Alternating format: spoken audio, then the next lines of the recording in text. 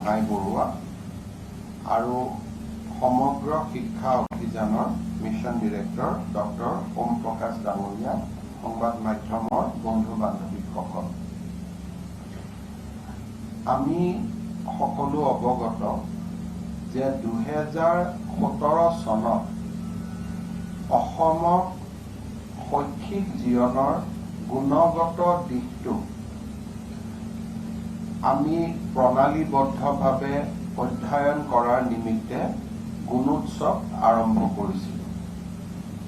কোভিডৰ বৰ্ষ কেইটিক যদি আমি বাদ দিওঁ, তেতিয়াহ'লে ৰাজ্য চৰকাৰৰ শিক্ষা বিভাগে 2017, 2018, 2022 আৰু 2023 বৰ্ষৰ গুণোৎসৱ কাৰ্যসূচী সফলতাৰে ৰূপায়ণ কৰিছে আৰু এক প্ৰকাৰ ক'ব গ'লে অসমৰ প্ৰাথমিক শিক্ষাত এতিয়া গুণোৎসৱ এক মুখ্য ধাৰাত পৰিণত হৈছে।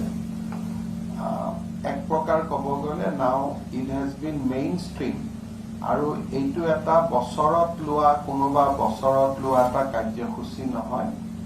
এতিয়া আমাৰ এই শৈক্ষিক কেলেণ্ডাৰৰে এটা ইণ্টিগ্ৰেল পাৰ্ট হৈ পৰিছে। গুণোৎসৱত প্ৰথম শ্ৰেণীৰ পৰা আমি নৱমমান শ্ৰেণীলৈ ছাত্ৰ ছাত্ৰীসকলক মূল্যায়ন কৰোঁ। চৰকাৰী প্ৰাদেশিকৃত বিদ্যালয়, চাহ বাগিচাৰ পৰিচালিত বিদ্যালয়, মডেল স্কুল, কস্তুৰবা গান্ধী বালিকা বিদ্যালয়, আৱাসিক বিদ্যালয় এইসমূহক আমি সামৰি লওঁ।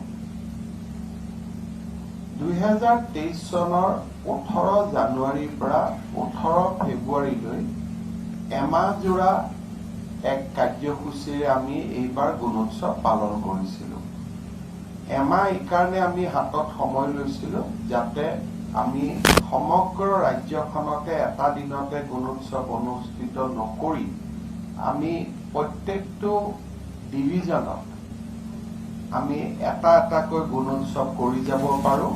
তাৰ ফলত তাৰ কোৱালিটি আৰু গুণগত দিশটো নিয়ন্ত্ৰণ হোৱাত সহায় হয়। এই বছৰ 44,531খন বিদ্যালয়ে এই গুণোৎসৱত অংশগ্ৰহণ কৰিছিল আৰু ছাত্ৰ ছাত্ৰী আছিলে 41,35,143 গৰাকী। এটেণ্ডেন্স যদি আমি কওঁ 96.69%। এই গুণোৎসৱৰ পৰা এটা আটাইতকৈ ডাঙৰ গুৰুত্বপূৰ্ণ দিশ আমাৰ সন্মুখত আহিছে যে এটা সময়ত স্কুলবিলাকত ফেক ষ্টুডেণ্ট আছিলে। সি প্ৰাদেশিকৰণৰ কাৰণে সংখ্যা বঢ়াবৰ কাৰণেই হওক, মিড ডে মিলৰ অপব্যৱহাৰৰ কাৰণেই হওক, স্কুল ইউনিফৰ্মৰ পুঁজিৰ অপব্যৱহাৰৰ কাৰণে হওক, আমাৰ শিক্ষা বিভাগত একেজন ষ্টুডেণ্টকে 2-3টাকৈ স্কুলত দেখুৱাই থোৱাৰ এটা পৰম্পৰা 2011, 12, 13 চনতে আছিল। গুণোৎসৱ আৰম্ভ কৰোঁতে প্ৰথম আমাৰ লক্ষ্য আছিলে যাতে ফেক ষ্টুডেণ্ট আমি নেদেখুৱাওঁ বা ফেক ষ্টুডেণ্ট আমাৰ মাজত নাথাকে। এতিয়া এটা ইউনিক ষ্টুডেণ্ট আইডেণ্টিটি যে আমাৰ 41 লাখ ষ্টুডেণ্ট আছে, এলিমেণ্টাৰী স্কুলত পঢ়ে, গভৰ্ণমেণ্ট ষ্ট্ৰীমত পঢ়ে, নাম খুজিলে আমি নাম দিব পাৰোঁ আৰু সেই ষ্টুডেণ্টজনে দুখন স্কুলত তেওঁৰ নাম অন্তৰ্ভুক্ত নোহোৱাকৈ আছে। চৰকাৰৰ পুঁজিৰ সদ্ব্যৱহাৰ হৈছে। প্ৰাথমিক শিক্ষাত যিটো এটা দুৰ্নীতি বুলি কম, যিটো গা কৰি উঠিছিল এটা সময়ত, আৰু বহুত শিক্ষকে বাধ্যবাধকতাৰ বাবেও যে আমাৰ স্কুলত যদি ষ্টুডেণ্ট বেছি নাথাকে প্ৰাদেশিকৰণ নহ'ব, এটা বোনাফাইডি ৰিজনতো এই ধৰণে ষ্টুডেণ্টৰ সংখ্যা এটা বঢ়াই দেখুওৱাৰ এটা প্ৰৱণতা আছিল। আমি গুণোৎসৱৰ প্ৰথম লক্ষ্যটোত অতি সুন্দৰভাৱে আমি সফল হ'ব পাৰিছিলোঁ যে এতিয়া আমাৰ এই 41 লাখ ষ্টুডেণ্টৰ ডেটা আছে, ইউনিক আইডেণ্টিটি আছে, তেওঁলোকৰ দেউতাক মাকৰ নাম আছে, everything is now captured digitally. এইটো এটা আমাৰ কাৰণে বহুত এটা ডাঙৰ প্ৰাপ্তি বুলি আমি ক'ব পাৰো। গুণোৎসৱত আৰু এটা দিশ আমি মেইন ষ্ট্ৰিমিং কৰিব পাৰিছো যে কেতিয়াবা কেতিয়াবা ক'ব নোৱাৰাকৈ আমি গুণোৎসৱৰ বিপৰীতে মানুহক আমি প্ৰভুকো কৰোঁ। এটা সময় আহে আমাৰ পেপাৰত লাহে লাহে ফ্ৰণ্ট পেজৰ পৰা নিউজটো আঁতৰিছে, কিন্তু মাজৰ পেজত এতিয়াও নিউজ আহে যে গুণোৎসৱত অংশগ্ৰহণ নকৰোঁ, বিৰত থাকিম, ধৰ্মঘট কৰিম। ইয়াৰ এই কাৰ্যসূচীটো বিফল হওক বুলি একাংশ লোকে গুণোৎসৱৰ আৰম্ভণিতে যেনেকে গুণোৎসৱ সফল হোৱাৰ কাৰণে মানুহে কাম কৰে, এচাম মানুহে গুণোৎসৱক বিফল কৰাৰ কাৰণেও কাম কৰে।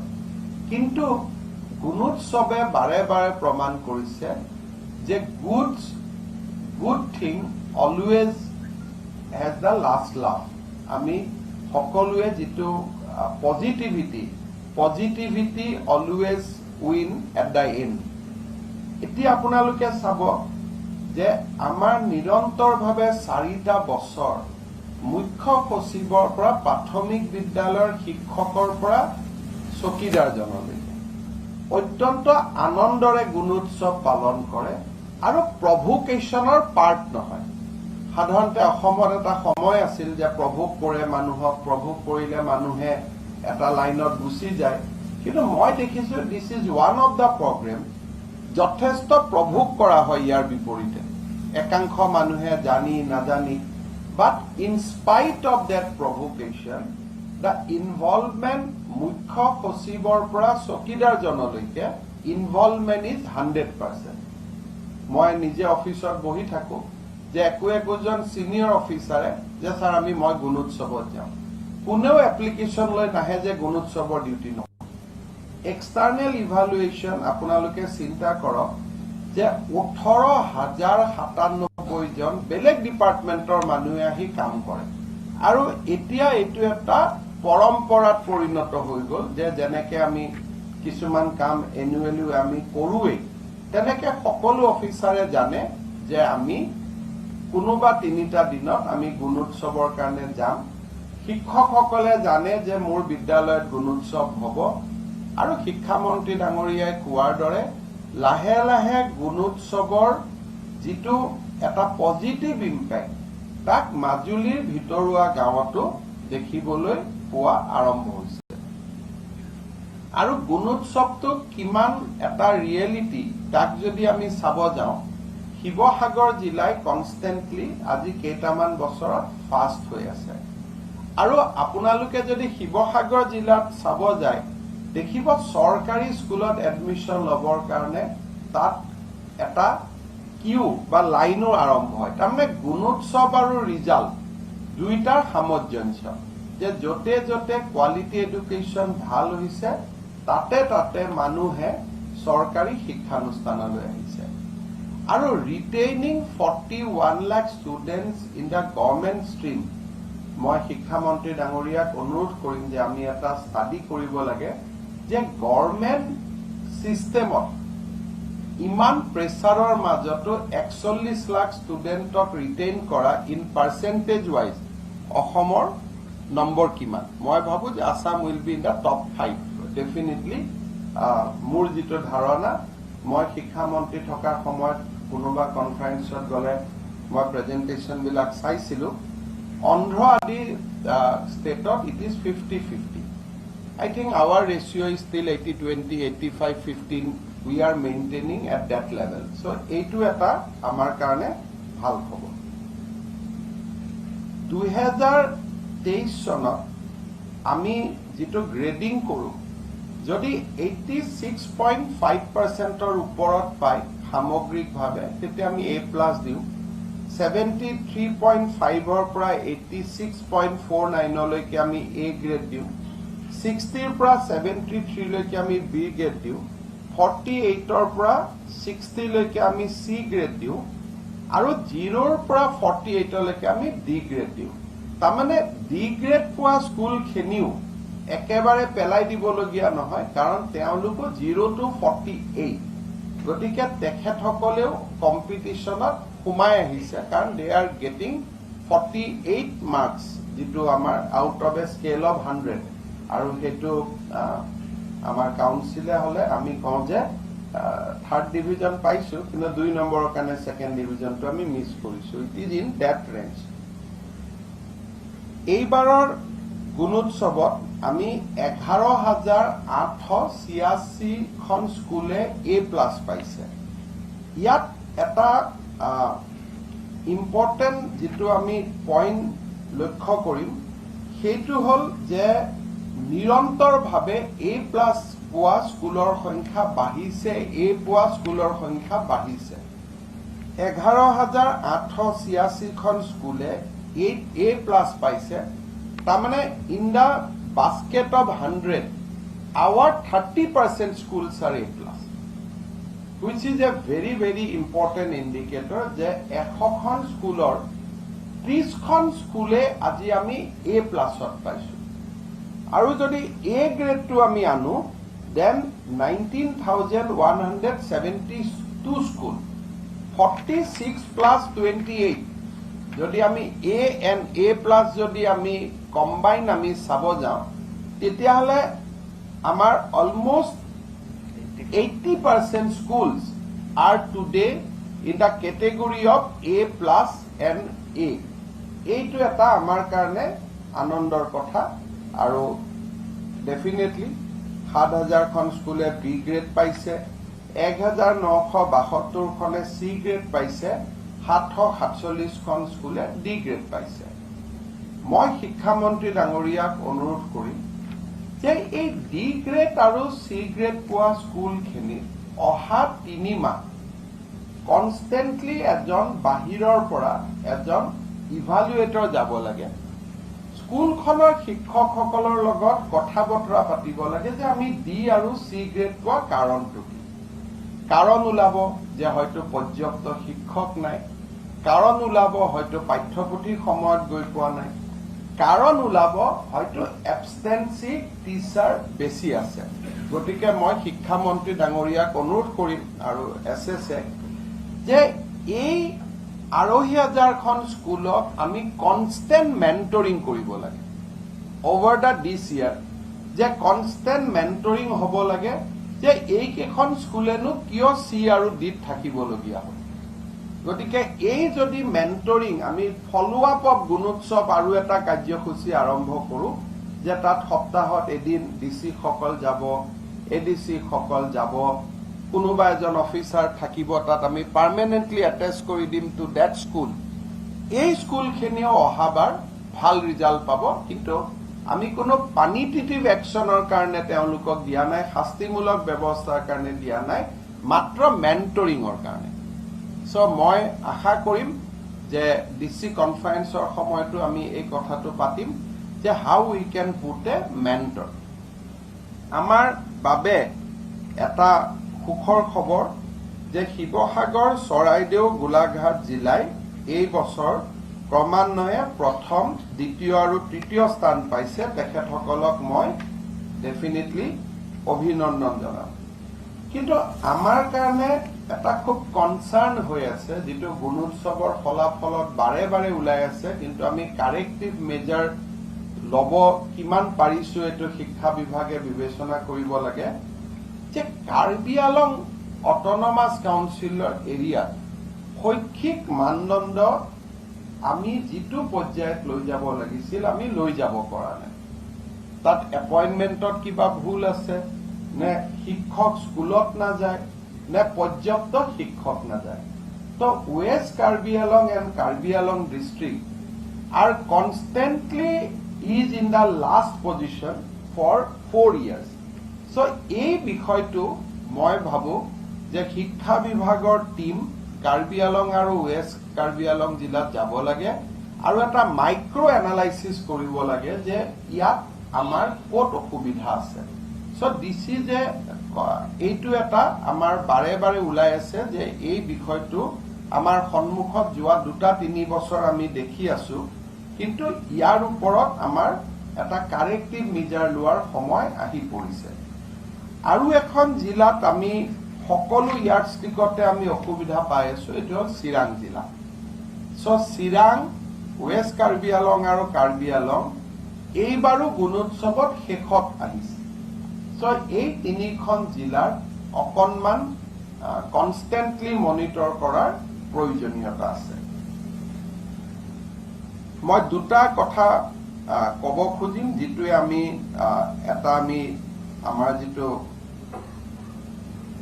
যাত্ৰা কেনেকৈ আমি ইম্প্ৰুভ কৰিছোঁ যদি আমি দেখাব খোজো, 2017ত 6000খন স্কুলে A+ পাইছিল। Marking ইয়াৰ্ডষ্টিকাৰ same.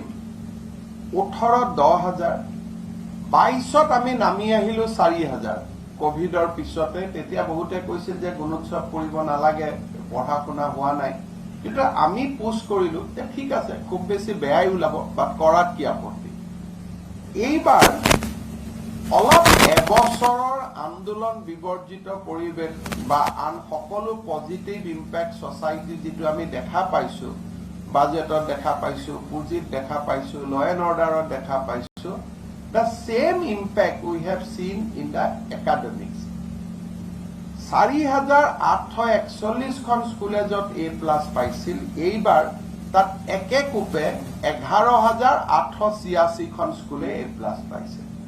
তাৰমানে সমাজৰ শান্তি, সমাজৰ শৃংখল পৰিৱেশ এটাই আৰু আন্দোলন বিবৰ্জিত পৰিৱেশ এটাই অকল যে অৰ্থনৈতিক উন্নতি কৰে এইটো নহয়, শিক্ষা ব্যৱস্থাকো ইমান ওপৰলৈকে লৈ যায় এটা গুণোৎসৱৰ ফলাফলে তাৰ আমাক আভাস দিছে।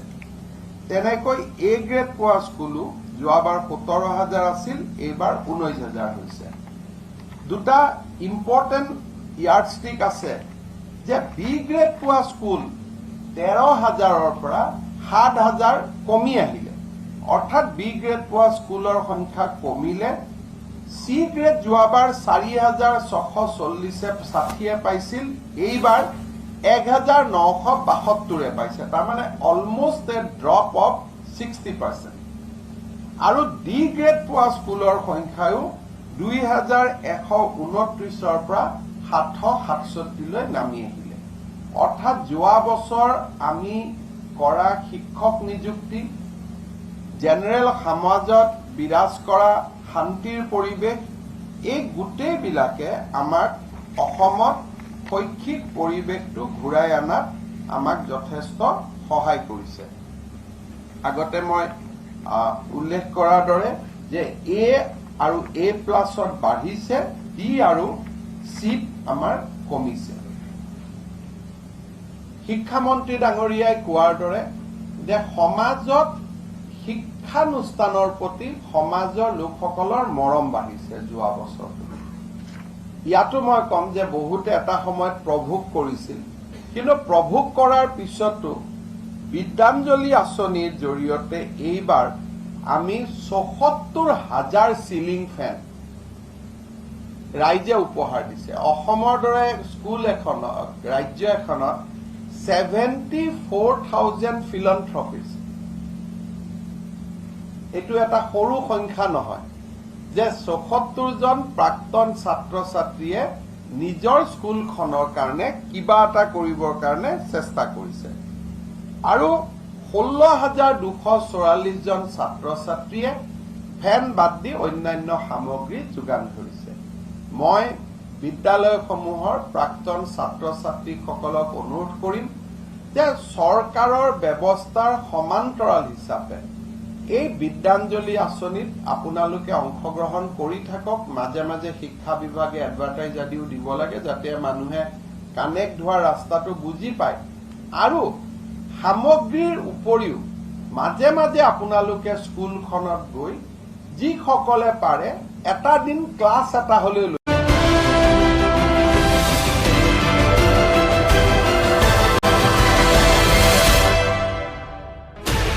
16 channels, 15 languages, 26 states, 1,200 plus reporters, 67 plus crore viewers. India's largest news network, News 18 Network.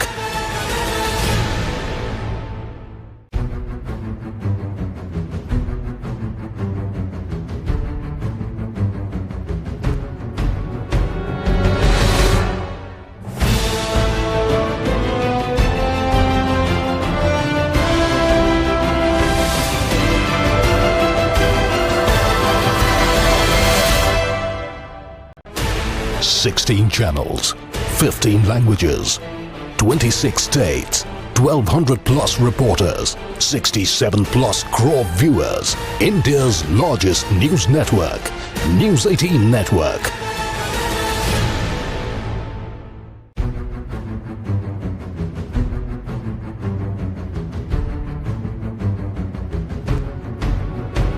এই মোৰ বক্তব্যৰে মই আজি গুণোৎসৱৰ আনুষ্ঠানিক ফলাফল ঘোষণাৰ কাৰ্যসূচীত অংশগ্ৰহণ কৰিবলৈ সুবিধা দিয়াৰ বাবে মই শিক্ষা বিভাগক ধন্যবাদ আৰু অভিনন্দন জনাইছো আৰু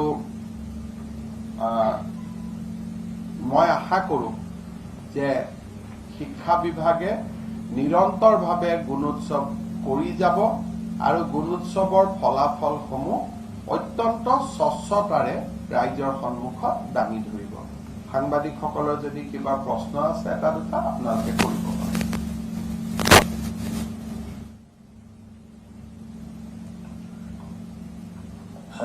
শিক্ষা বিভাগৰ বাহিৰত খালি আজি আমি প্ৰশ্ন নকৰোঁ। স্যাৰ মই ৰঞ্জিত NKTVৰ পৰা কৈছোঁ। স্যাৰ খুব সুন্দৰ ফলাফল হৈছে, কিন্তু তাৰ মাজতো কিছুমান স্কুল আছে, বহু অসুবিধা আছে। এই গুণোৎসৱৰ পৰা আপোনালোকে কি দেখিছে, কেনেধৰণৰ সমস্যা এতিয়াও আছে স্কুলসমূহত?